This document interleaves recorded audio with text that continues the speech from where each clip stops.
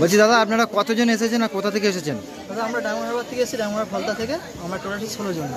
তো আমরা প্রত্যেক বছর এখানে আসি, অলরেডি 7-8 বছর ওভার হয়ে গিয়েছে। তো এবছরও ফের রিটার্নভাবে আমরা এলাম। তো আমাদের কাছে এখানে অনেক প্রত্যেকবারই আসবো, বাবার কাছে জল দিই। তো এক বছর আমরা মানত করেছিলাম যে বাবাকে আমরা স্বয়ং নিয়ে আসবো এখানে, এখানে সমর্পণ করবো, যেখানেও করে পুজো টুজো করে জল টল দিয়ে যাবো। তো তাই আজকে আমরা বাবাকে স্বয়ং সাগরাপুর থেকে এখানে চলে নিয়ে আসছি। তখন প্রতি বছরই আসি। তো সেই উপলক্ষে আমাদের নিজেদের মধ্যে একটা আশা ভাষা বা ভালোবাসার মধ্যে মহাদেবের উপর ভক্তির মধ্যে দিয়ে একটা মনে ছিল যে আমরা স্বয়ং মহাদেবকে নিয়ে যাবো কাঁধে চড়িয়ে।